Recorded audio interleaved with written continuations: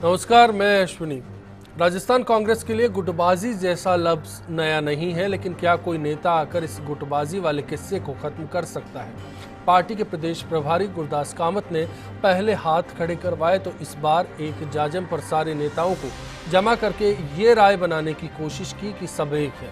क्या इस कोशिश के बीच मंथन के जरिए किसी नतीजे तक पहुंचना कामत और पायलट के लिए आसान होगा?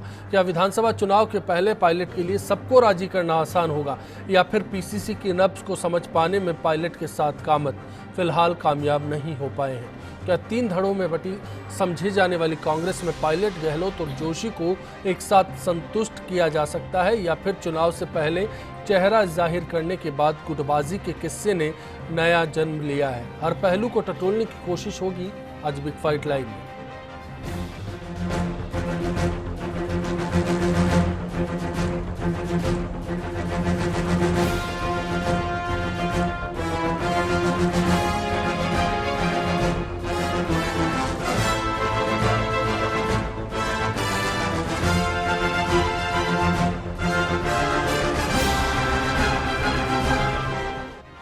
चलिए सबसे पहले गुटबाजी के पर हुए मंथन के दौर को समझते हैं, चर्चा को आगे बढ़ाने से पहले।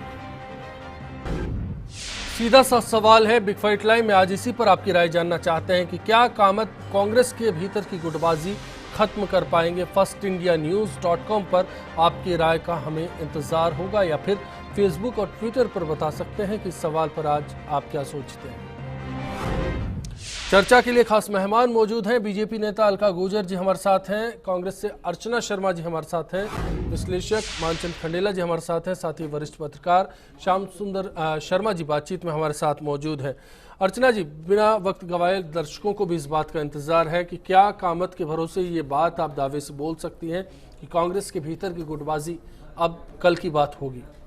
देखिए अश्विनी जी, चूँकि एक चैनल है, उसका डिबेट का समय और मुद्दा आपको मिला, हमारे संगठन की बैठक हुई तो, और आपने उसको चटपटे रूप में भी जो आपने अभी रिपोर्ट दिखा है इसमें प्रस्तुत किया, करने का प्रयास किया, लेकिन सच्चाई ये नहीं है। सच्चाई ये है कि जो संदर्भ था बैठकों का, उसका सिर्फ यही उद्देश्य था कि हम 2.5 साल का जो कार्यकाल बीत चुका भारतीय जनता पार्टी का, हम विपक्ष के रूप में हम मौजूद हैं। अब संगठन में हमने बहुत अच्छी भूमिका निभाई अभी तक, और एक सशक्त विपक्ष क्या होता है उसको हमने साबित करके दिखाया। अब चूंकि आगामी समय ऐसा है जिसमें कि भारतीय जनता पार्टी आधे कार्यकाल के बाद ही चुनावी मोड में आ गई है। ऐसी अवस्था में और जो कमिटमेंट्स थे उनके फुलफिलमेंट की जो स्थिति है, तो उसमें ऐसा लगता है कि एस्पिरेशंस तो इतने टॉल थे कि जनता ऊपर देखती है तो ऊपर ही देखती रह जाती, नज़र पत्थर हो गई। तो ऐसी जनता को कैसे राहत दिलवाई जाए? बैकफुट पर आने वाली पार्टी, जिसके कह सकते हैं कि भ्रष्टाचार ने भी ऐसी असीम ऊंचाइयां छूली कि उसको भी उन्मूलन असंभव सा प्रतीत हो रहा है। महिला उत्पीड़न का मामला, कई चीजें ऐसी हैं जिनको लेकर के तो हमें सब लोगों को बुलाकर आज इस मसले पर बात हुई कि हम कैसे काम करें। सब लोगों को बुला करके इसलिए कि संगठन के जो भविष्य के प्रोग्राम बनाने होते हैं उसमें सबकी राय होनी चाहिए। क्या रणनीति होगी, फ्यूचर प्रोग्राम्स क्या होंगे? अभी हमने हाल ही में कई जिलाध्यक्ष बदले हैं, आगामी समय में और संगठन में नियुक्तियां होनी है जिला स्तर पर, तो एक कंसेंसस होना चाहिए, सबकी राय होनी चाहिए, और फिर पार्टी में प्रत्येक नेता मैं अर्चना जी बीच में इंटरप्ट करना चाहूंगा। मैं जानना चाहूंगा, जिस रवायत की तैयारी यहाँ पर सचिन पायलट कर रहे हैं, क्या इससे पहले सीपी जोशी या फिर डॉक्टर चंद्रभान या फिर नारायण सिंह या फिर कोई और सब इसी रास्ते पर चलते आए हैं? पहला सवाल। दूसरा सवाल मैं आपसे ये जानना चाहता हूं, अगर ये बात गलत है कि गुटबाजी को लेकर कोई चर्चा थी, तो फिर ये क्यों कहा था बीते दिनों कामत साहब ने खुद ने मीडिया के सामने कि हम राहुल गांधी जी से मिलेंगे, बड़े जो नेता हैं राजस्थान कांग्रेस के वो जाकर मिलेंगे और कांग्रेस की एक नीति पर बात करेंगे? देखिए, कामत साहब प्रभारी महासचिव हैं प्रदेश के, और सिर्फ राजस्थान के नहीं, गुजरात और अन्य 2 राज्यों के। तो ऐसी अवस्था में उनका दायित्व है कि सभी जो वरिष्ठ नेता, और ये भी आपको समझना पड़ेगा कि एक राजस्थान सबसे बड़ा राज्य है, और राज्य है तो यहाँ पर कांग्रेस भी रही है शासन में काफ़ी समय तक, तो ऐसे में कद्दावर नेता भी हुए हैं। अब समय ये होता है कि समय की मांग भी होती है कि सबके बारे में जो पहले समय जिम्मेदारियां संभाल चुके हैं उनके अनुभव को भी इस्तेमाल में लिया जाए। तो सारी कवायद उसी को लेकर के सचिन पायलट जी अध्यक्ष बने। नहीं, मेरी बात सुनिए, हर समय परिस्थितियों में परिवर्तन होता है, और आज तो परिस्थितियों में परिवर्तन इसलिए भी है क्योंकि आप पूरे युग में देखें तो हर जगह परिवर्तन की लहर है, हर जगह एक अलग सा माहौल है। तो ऐसे अवस्था में सबसे बात करना, चर्चा करना, ये तो एक सद्भावना की बात है, और सद्भावना का सीधा तात्पर्य है कि संगठन के लिए कितना और कैसे सब मिलजुल करके एक सकारात्मक माहौल तैयार करें, ताकि हम एक विपक्ष के रूप में भारतीय जनता पार्टी इस नाकामी को उजागर कर सके, जो हमारा दायित्व है। मैंडेट के माध्यम से भी हमने आपको हमेशा कहा कि हम हो सकता है विपक्ष में हो, लेकिन जनता की प्रतिनिधि कुछ हद तक हम भी हैं, उस प्रतिनिधित्व के प्रति न्याय कर सके, वही उद्देश्य है हमारा, और कोई उद्देश्य अलका जी, मैं आपसे जानना चाहता हूं इसका मायना क्या है। अर्चना जी ने जो कहा, बीजेपी एक राय वाली पार्टी है और यहाँ लोकतांत्रिक छवि सचिन पायलट पेश कर रहे हैं, तस्वीर का रुख कुछ ऐसा ही है। बीजेपी के उन इल्जामों का क्या कि कांग्रेस पहले खुद के मुद्दों से जूझ ले, पहले गुटबाजी से उबर कर बाहर आ जाए, फिर बात करें राजस्थान की। अश्विनी जी, वास्तविकता क्या है वो आपको भी पता है। अब ये सारा दोष मीडिया पर डाल रहे हैं, बाकी आज कांग्रेस की जो स्थिति है, तीन गुटों में है कांग्रेस, और हमारे यहाँ ये कहा जाता है तीन बिगाड़ा काम बिगाड़ा। मैंने कहा मीडिया ने पहले ही कांग्रेस पंचायत चुनाव से लेके नगरपालिका चुनाव तक और अभी तक नीचे ही आती जा रही है, और इनके जो प्रभारी सचिव है वो तो खुद ही पीड़ित है, वो खुद ही परेशान होकर पिछले दिनों इस्तीफा दे चुके हैं, तो वो क्या सुधार करेंगे। और आज भी स्थिति आपने देखा कि एक धड़ा फिर भी नहीं था।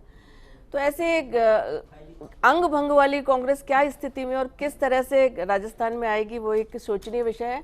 बाकी इन लोगों के आंतरिक मामला है, क्या करते हैं क्या नहीं करते हैं। दूसरा, जहां तक भ्रष्टाचार की इन्होंने बात की, तो अगर मैं गिनाना चालू करूं तो हमने एक ब्लैक पेपर निकाला था, उसका आप देखो, और इनके कितने मंत्री जेल में, मैं बता दूं आपके जो पीएचडी की मंत्री जेल में है। आप ब्लैक पेपर पे बात नहीं करूंगा, बीजेपी के मुद्दों पर बात नहीं करूंगा। आज मेरी डिबेट का टॉपिक कांग्रेस है और कांग्रेस के भीतर की गुटबाजी है। मैं जानना चाहता हूँ कि किसकी क्या पहलू प्रश्न कर रहे हैं प्रतिपक्षी पार्टी के लिए, चरम पर हमने तो विपक्ष की क्या भूमिका उसके बारे में कहा भी, अंग भंग और हम असहाय हैं। तो भाई आपके सहयोग की कोई हमें आवश्यकता नहीं। आपके प्रदेश अध्यक्ष की स्थिति देखिए कि उनका सारा कार्यालय संचालन तो 13 सिविल लाइन से होता है, वो तो एक कठपुतली बन के रह गए। आप अपने संगठन की स्थिति देखिए ना, खराब है कांग्रेस की, हमारी हालत खराब नहीं है, आपके अकाउंटेबिलिटी नहीं होने से आपके प्रति आक्रोश है जनता में, और भी गलत बात है।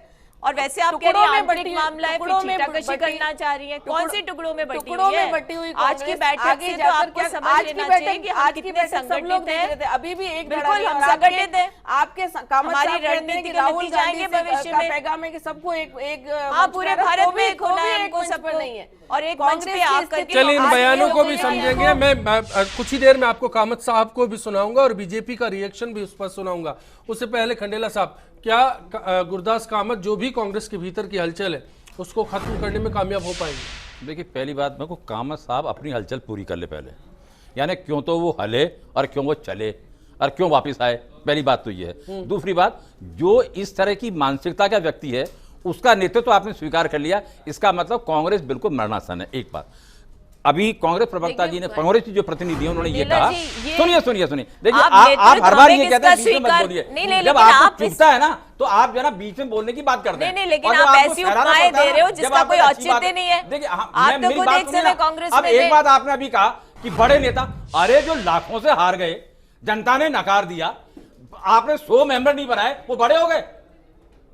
सवाल है बड़ी के आधार क्या, आखिर बड़ा काम करना आधार होता है। आज की मीटिंग हुई, कहा गया गुटबाजी पर नहीं रहेगा। हार गए तो इसका मतलब थोड़ी खत्म हो गए। अब बीच में बोलना आ गया, सरकार हारती है जीतती है पार्टियां, इसमें क्या बात है? बोलना नहीं चाहिए। अब मैं आपसे कह रहा हूं, सुनिए मेरी बात, कि 2.5 साल में अभी अर्चना जी ने यह कहा कि बीजेपी का जो असफलताएं हैं उनको उजागर करने के लिए। अरे भाई, मैं कह रहा हूं पहले अपनी असफलताओं को ढक लो। आज कहा ना कामत जी ने कि हम एक साथ काम करें, इसका मतलब साथ काम नहीं कर रहे। अब सवाल यार, मैं आपसे नाम लेके बता रहा हूं, सीपी जोशी जी कहां पर हैं, क्यों हैं, कौन उनके फॉलोवर हैं? अशोक जी जननेता, बिल्कुल मानता हूं मैं, और पायलट वो है बन नेता। अब उसके भेद को खत्म करने के लिए कामत जी आए कि आप सब एक साथ करेंगे। अरे आपकी गारंटी है क्या कि 15 दिन के बाद छोड़ के नहीं जाओगे आप कांग्रेस को, बहुत कोई बार्गेन करने नहीं जाओगे? अगर ऐसा जो नेतृत्व है ना, अब अगर आप मेरे से कहेंगे करें क्या, जब तो मैं आप कहूंगा, अगर दूसरे रूप में अगर पूछना चाह रहे तो बात अलग है। मैं आऊंगा, उस पर आऊंगा। अर्चना जी, इस पर कुछ कहना चाह रही है आप लगातार? मैं कहना चाह रही हूँ, खंडेला जी निष्पक्ष विश्लेषक की भाषा इस्तेमाल करते, मुझे आपत्ति नहीं, तो मुझे भी रुचि नहीं बीच में किसी को डिस्टर्ब करने।